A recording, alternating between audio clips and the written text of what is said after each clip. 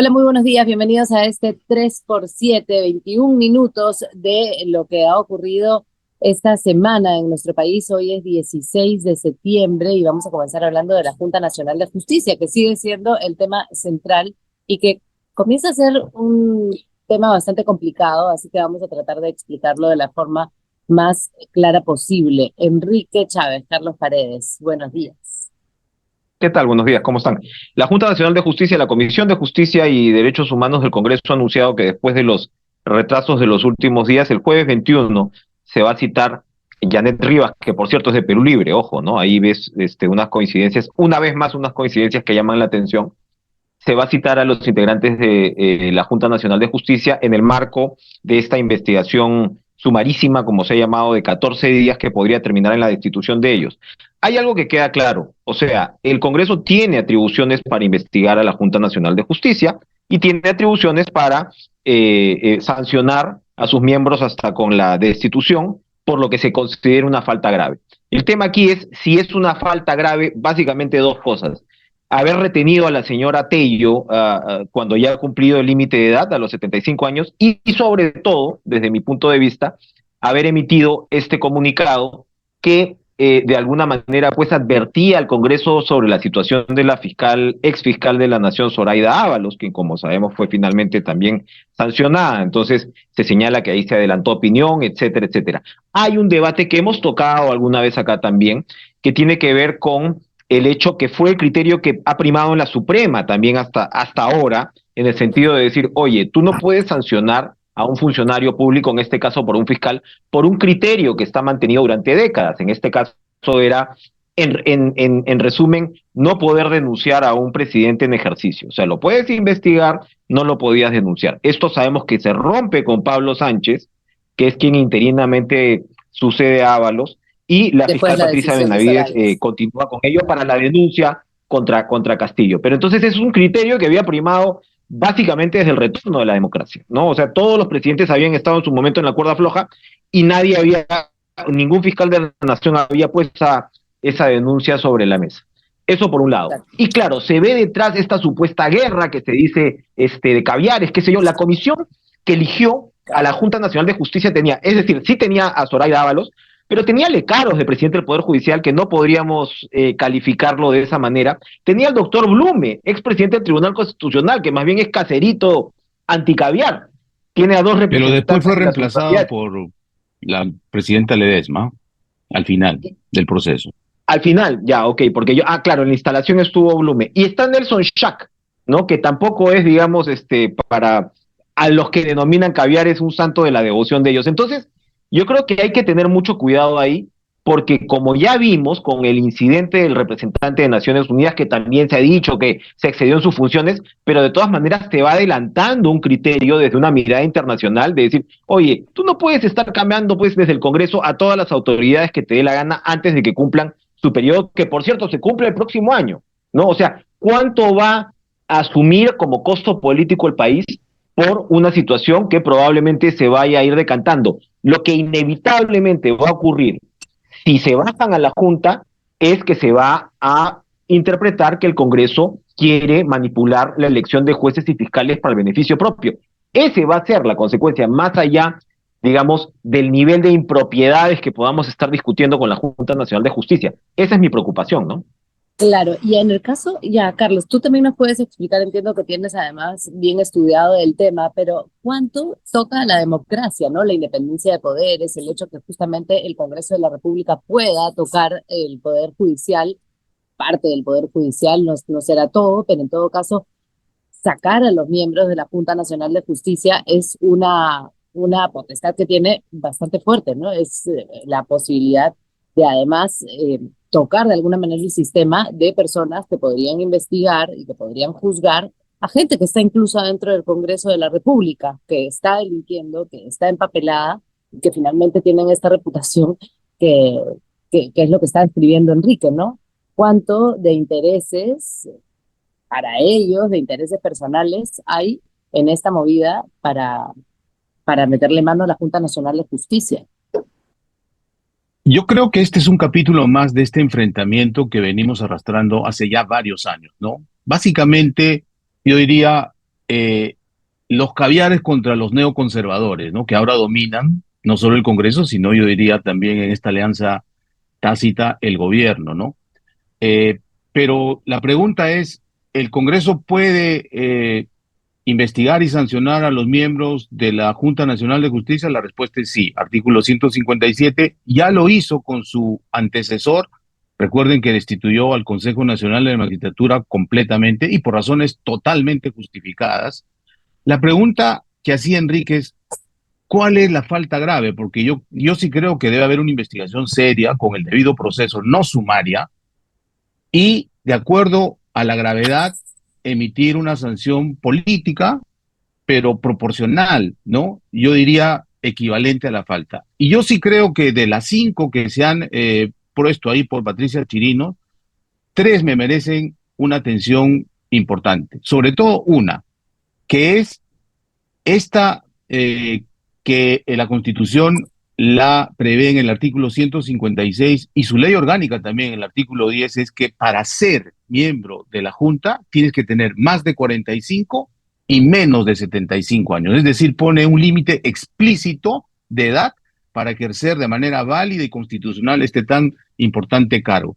La señora Inés Tello de Ñeco, Bello. el 10 de septiembre del 2020, a 8 meses de haber asumido el cargo, cumplió los 75 años. ¿Y la Junta qué hizo? Después de 33 días, emitió una resolución firmada por todos, excepto Inés Tello, que se abstuvo por razones obvias, interpretando el artículo 56 y dijo, no, solo en nuestro caso, porque ellos solamente hacen una excepción para ellos, no hay límite de edad para el ejercicio, es límite de edad para postularse. Cuando el artículo 156 dice bien claro, para ser, o sea, para ejercer el cargo, no para ser postulante ni para ser candidato, Ya, ¿no? pero ¿por qué es tan Entonces, importante? O sea, ¿por qué Inés Tello termina siendo tan importante y por qué si cumple o no los requisitos en cuestión de edad? Además, tampoco estamos es hablando muy de que se importante pasó por una cinco razón muy años. simple, porque la Junta Nacional de Justicia no se puede arrogar funciones que no tiene, es decir, interpretar un artículo de la Constitución. Solo lo puede hacer el TC, que es máximo intérprete, o el Congreso de la República por la vía de una ley de interpretación constitucional. Esa usurpación de funciones es gravísima, pero además, porque yo lo comparo con la interpretación auténtica que hizo Fujimori el año 2000 para reelegirse de manera ilegal, lo hizo el año 96. Es decir, Mm, interpreta la Constitución para quedarte 5 años más. Pero ese sí. no es el problema más grave. Desde mi punto de vista es que todo lo que haga la Junta Nacional de Justicia a partir del 11 de septiembre del 2020 puede ser motivo de anulación. Imagínense que un juez venal es destituido y bien destituido por la Junta Nacional de Justicia y que vaya en amparo a un juez y le diga, señor, esta destitución no sirve porque una de las que firmó, la señora Inés Tello, está usurpando funciones de acuerdo al artículo 156 de la Constitución. Ese es el grave peligro que desde mi punto de vista creo que no ha advertido ni la doctora Inés Tello ni la Junta en pleno. Y una pena porque la doctora Inés Tello, todos los que tenemos más de 40, 50 años, la recordamos como una muy buena jueza anticorrupción a la caída del Fujimorismo. Me parece mal que esté terminando su carrera forzando su presencia en la Junta Nacional de Justicia encima del límite explícito que pone la Constitución para el ejercicio del cargo. Ahora, hay dos temas, ¿no? El de Inés Tello y el de Zoraida Ábalos, pero lo cierto es que tú has dicho en un momento que el Congreso de la República pudo también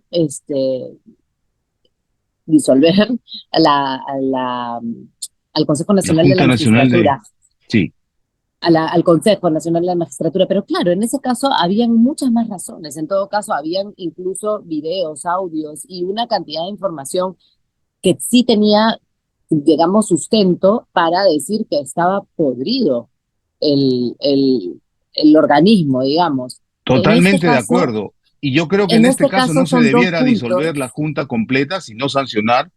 La señora Tello debe regresar a su casa, ¿no? Ya cumplió su misión. Y de acuerdo a la responsabilidad, poner sanciones de tipo político. Pero no estoy de acuerdo en que se disuelva de manera sumaria la Junta Nacional de Justicia tampoco. No debe haber Pero la amenaza proporcionalidad es en la esa. sanción. No La, es tan fácil porque necesitan 87 votos. Y eso no es tan fácil en un Congreso que tiene 13 bancadas y donde está absolutamente atomizado, ¿no? O sea, yo Bueno, creo que eso Eso no es va a entonces, cierto, llegar. están muy entonces lejos de tener los analicemos 87 eso. votos. Analicemos eso entonces, porque si está en manos del Congreso de la República con 87 votos que ya sabemos que se pueden juntar y que al final pueden sorprendernos trayendo votos de un lado extremo y del otro extremo y juntarse en estas cosas, ¿cuánto pueden negociar realmente para tomar una decisión sobre la Junta Nacional de Justicia y realmente meterle mano a otro poder del Estado? Eso es lo que termina haciendo, más allá de las razones, si Zoraida sí, si Inés o no, No, al pero yo final. creo que la actitud del Congreso, que es venal en algunos casos, no justifica tampoco el abuso del derecho que están haciendo los de la Junta Nacional de Justicia. Yo no concibo un colegiado que tiene que investigar y sancionar a jueces por incumplir la ley, que empiecen incumpliendo ellos mismos la Constitución. Eso no me parece ni democrático, ni legal, ni legítimo.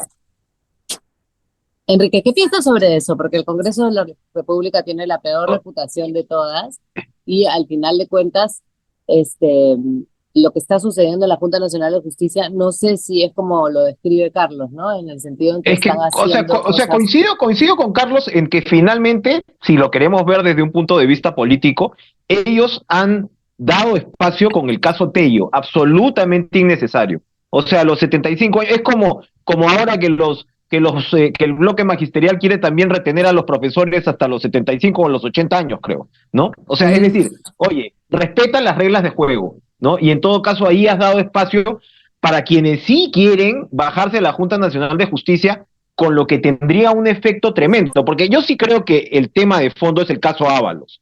El caso Ábalos, las acusaciones de vizcarrismo, lo que quieras, ¿no? Ya describí lo que fue esa comisión en un principio, y al final lo que no se termina por entender es que todo lo que vaya a salir de este Congreso, teñido de controversia y que tenga que ver con separación de poderes, va a tener un pésimo resultado, ¿no? O sea, a eso es a lo que voy, porque el objetivo va más allá. Que si hay que remover a Tello, probablemente sí, de hecho sí, Carlos lo ha descrito muy bien, ¿no? Ha sido una irresponsabilidad en todo caso, pero el efecto que vas a tener frente a una Junta Nacional de Justicia que no tiene los hermanitos, que no tiene el caso Cuellos Blancos, que no tiene los audios que hemos visto y donde se ve hasta ahora, por ejemplo, que se ha sancionado un buen número de jueces y fiscales, va a tener consecuencias muy graves para la institucionalidad del país si es que finalmente se llega a esos 87 votos para destituirlos, ¿no? De acuerdo. ¿Cuándo se va a saber esto? Ya está corriendo ¿Cuándo, el plazo, cuándo, creo.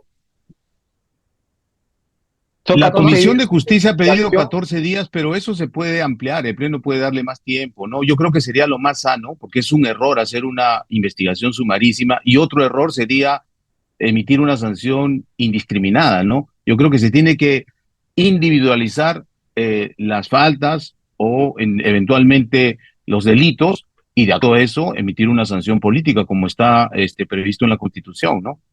hemos hablado de caviares y neoconservadores? ¿Qué podemos decir entonces de la situación de Dina en todo esto? Porque también ha obtenido el permiso para poder ir a Naciones Unidas. ¿Cómo va la relación ejecutivo-legislativo esta semana? Carlos, Va dale. bien, excepto los dos ministros que están en la mira del Congreso para ser censurados, ¿no? Jorge Chávez Cresta también, en una moción empujada por Patricia Chirino, que se ha elegido como el gran buque insignia de este Congreso. Y después el ministro de Energía y Minas, Oscar Imparable Vera, está. que creo que tiene más razones para irse, ¿no? Es evidente el pésimo manejo de Petroperú, está pidiendo 2.500 millones de soles más de Claro. bono para funcionar y tiene un conflicto de intereses clarísimo, ¿no? Yo creo que eso va a ir avanzando. Ayer decían en el Congreso que ya tenían los votos suficientes como para censurarlo, ¿no? Hablas, Ujú. perdóname, Valery, de caviares y conservadores. En el caso del ministro Chávez Cresta, le están cobrando un tremendo vuelto, ¿no? Él ha sido ministro de Vizcarra, ha sido viceministro de Castillo y de Energía y Minas, precisamente. Se fue, estuvo esa mañana tan convulsa del golpe de Estado en el Ministerio de Defensa con el entonces fugaz ministro Bobbio. Y claro, ahí de todas maneras hay un buen vuelto, ¿no? Que le están cobrando. Y que claro, con Vera, lo interesante me parece, por supuesto, el año pasado, recordemos, después de la coima de 30.000 soles para ser gerente general de Petroperú, o presidente del directorio era, luego, o sea, se metió $1.000 millones de inyección de capital y ahora se está pidiendo este otro monto que me parece que son 2.500 millones de soles. Pero a lo que voy es que el sector privado prácticamente ha pedido la cabeza de Vera, ¿no? Por el tema de esta evidente, este conflicto de interés que tendría con Petroperú. Es decir, yo voy a emitir un decreto supremo para permitir que le den a Petroperú los lotes del norte, del noroeste, sin concurso, ¿no? Y de ahí, cuando yo me salga, porque de hecho me voy a salir, regreso a Petroperú a administrar esos lotes. Sin el decreto supremo no se podría dar esos lotes. Entonces, claro, has tenido esta anomalía de tres gremios, COMEX, CONFIEP y la Sociedad Nacional de Minería, Petróleo y Energía, pidiendo prácticamente en la cabeza del ministro. Eso complica mucho su permanencia si lo sumas a que Fuerza Popular no lo quería, APP tampoco lo quería, y nada menos que Perú Libre. Entonces tiene muy poco sustento el ministro, y a diferencia de lo que pasa con la Junta, las censuras son más fáciles, pues, ¿no? O sea, son de mayoría simple. Entonces, yo creo que esos ministros, a pesar de lo que ha dicho el primero Tarola, que los van a retener, ya están más cerca de la salida que de la entrada, ¿no?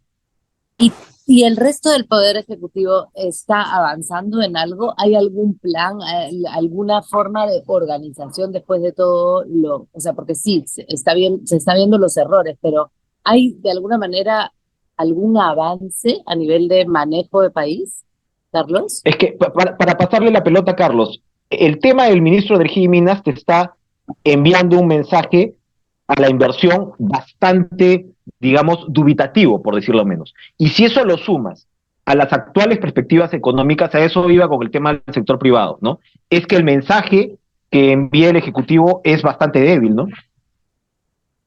Y hablando de gestión pública, que eso es lo que pregunta Valerie, yo creo que estamos muy mal, ¿no? Porque el gobierno ha dicho que la amenaza más grave en corto plazo es el niño global y se ha destinado mucho dinero el presupuesto para los trabajos de prevención. La Contraloría hace unos días nos ha dicho que el nivel de ejecución de ese dinero es bajísimo, es decir, no se está gastando la plata en prevención a pesar de que la tenemos. Además, hay sectores importantes, como por ejemplo los sectores que tienen que ser el motor para incentivar la inversión privada, tanto local como extranjera, y no se está haciendo absolutamente nada. Enrique hace algunas ediciones comentaba cómo es que Colombia había logrado revertir la caída de su turismo receptivo después de la COVID. En el Perú no hemos hecho absolutamente nada de esto, ¿no? Entonces tenemos pésimas proyecciones económicas, tenemos muy mala gestión pública, con muchos ministros cuestionados y yo diría que no están a la altura de su responsabilidad, pero la presidenta Dina Boluarte y más que ella, el premier Otárola, no los quieren retirar. O sea, no hay un mejor cuidado a la hora de elegir ministros que son los que tienen que liderar la gestión pública, ¿no? Y estamos a mediados del 2023, en principio es el 2026, si esto no se comienza a organizar, pues no se va a hacer nada y vamos a seguir. Yo estoy de hecho en el norte y las carreteras están destrozadas, por lo menos por donde yo he pasado no se ha visto nada de ningún tipo de trabajo, ni de arreglo, ni de, ni de reconstrucción, ni de prevención, pues, ¿no? Este, y sin embargo, las cifras que ha dado ayer el presidente del BCR también son más que desalentadoras, ¿no? Sabíamos que la proyección iba a llegar así a 0,9 de crecimiento, se sabía que estábamos mal, pero el panorama ha sido peor aún de lo que esperábamos, ¿no? Tienes una situación internacional que te ayuda poco, es verdad, a Ajá. pesar de que, ojo, yo veo en el horizonte señales alentadoras, ¿no? Aunque suene un poco así contracíclico en el sentido de lo que va a ser el boom de los minerales verdes y otras más. O sea, si el Perú supiera aprovechar y si supiera establecerlo como una suerte de agenda país, ¿qué es lo que no se ve en el gobierno? O sea, finalmente los presidentes de la República tienen ese liderazgo. Recordemos a los últimos presidentes que hemos tenido, es decir, desde el propio Toledo, García asumió ese papel con quienes le gustaba, no le gustaba. Bueno, Humala le tocó en realidad el final del boom y se puso, digamos, de alguna manera más duro con la inversión, que para muchos fue un error en retrospectiva, etcétera, pero no se ve un papel de animación de la inversión. El ministro de Economía ha citado para el lunes una conferencia de prensa a las 8 de la mañana, donde va a hablar precisamente de su viaje a España. España también, por cierto, está hasta las patas, ¿no? Pero, digamos, ha ido a buscar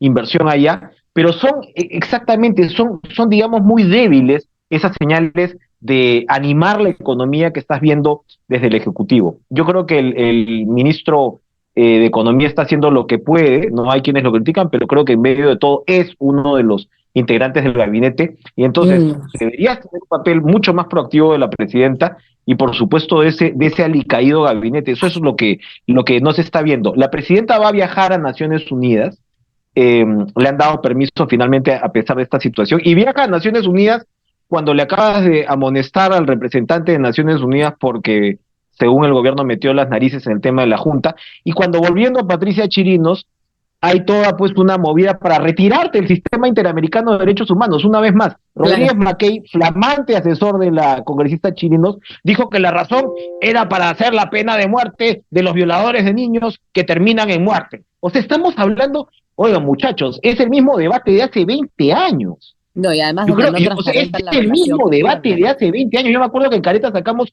una carátula con un montón de congresistas con el bigotito de Hitler, porque igual querían salirse del sistema interamericano de derechos humanos. ¿Quién se ha salido del sistema interamericano? Venezuela y Trinidad y Tobago. No se pasen, pues. Nicaragua, Hoy hay una responsabilidad claro. de mandar mensajes distintos, sobre todo frente a esta situación económica que estamos describiendo, ¿no?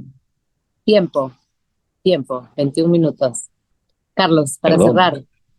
Solo chiquito, si dicen que hay un pacto del Congreso y el Ejecutivo para detentar el poder, los ciudadanos le pedimos, ok, pacten, pero para la gestión pública, para gobernar de verdad, pónganse de acuerdo, hagan una agenda pública, prioricen la gestión y empiecen a resolver los problemas de los peruanos de a pie que están desatendidos totalmente.